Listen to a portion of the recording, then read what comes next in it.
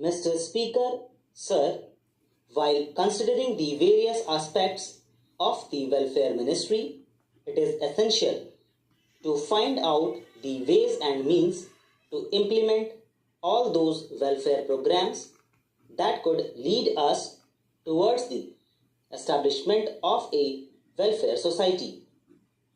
For the past many years, representatives of people, especially those belonging to the scheduled castes and scheduled tribes, have been repeatedly demanding the setting up of a separate ministry under a minister to look after welfare matters. The previous government had set up the Welfare Ministry in September 1985 and thus fulfilled a long-standing demand. Earlier, this department was attached either to the Home Ministry or to the Education Ministry in the name of Department of Social Welfare. Hence, it was not possible to pay due attention to it.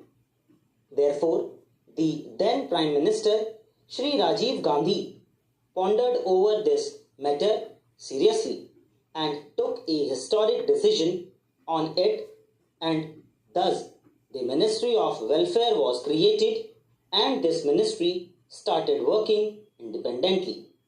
Several departments attached to the Home Ministry, including the Department of Harijan Welfare and other departments looking after the welfare of minorities, disabled people and other weaker sections of the society, were detached from the Home Ministry and put under the Ministry of Welfare.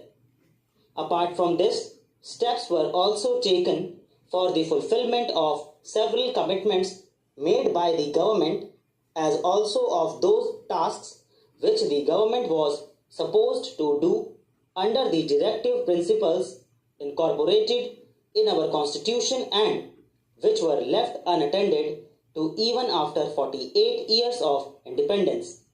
Although our constitution calls upon the government to take steps so as to make the weaker sections and the disabled self-reliant so that they do not become a burden on the society, it is regrettable that we have not been able to formulate any national policy in this regard. A national policy for children was announced, but appropriate steps were not taken in the right direction for the implementation of that policy. The work was taken up, but much remains to be done in this direction because our country has not been able to progress as much as it should have. For this purpose, it is necessary to have adequate resources. Today, the situation is that due to non-availability of resources, we are not able to allocate as much money as we would have liked for our program.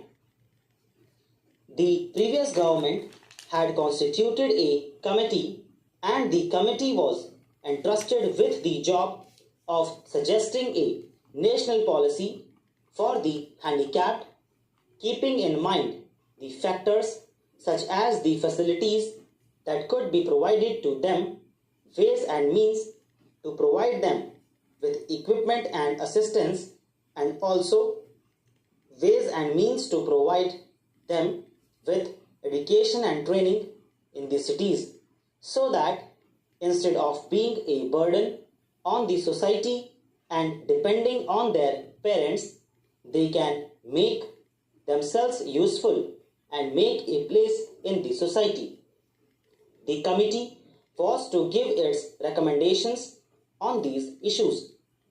I would like the present government to take steps to implement the recommendations made by this committee and also keep in mind those recommendations while formulating the bill relating to the handicapped, because so far we have not been able to formulate the requisite national policy for the handicapped.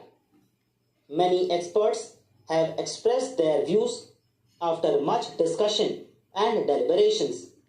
The government should take steps to implement those recommendations. I believe that this House will unanimously agree that there should definitely be a national policy regarding the handicapped so that they need not depend on others. There are many countries in the world where many special laws have been made for the welfare of the handicapped, and they are provided with many additional facilities. We too can formulate a national policy for the handicapped on the lines of those formulated by our governments.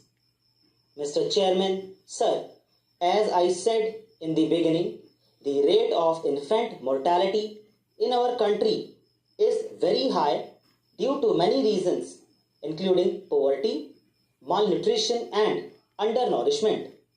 Similarly, many children are deprived of proper education as they fall victims of bad habits. We have observed that in many families, the parents are illiterate or they are so busy in their work that they are not able to pay proper attention to their children. Some of these parents work as laborers while some others are engaged in similar menial jobs. The previous government had formulated, passed and implemented the Juvenile Justice Act. I would like the government to make adequate arrangements to see that the act is fully implemented in all these states and that none of its provisions is violated. The children are the future of our country and as such cannot be neglected. Tomorrow they are going to shoulder the responsibility of the nation.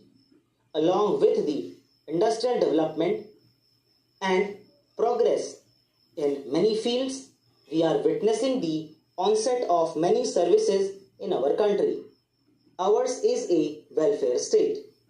It is our responsibility to see that vices of our children are removed. दोस्तों इसी के साथ ये dictation finish होती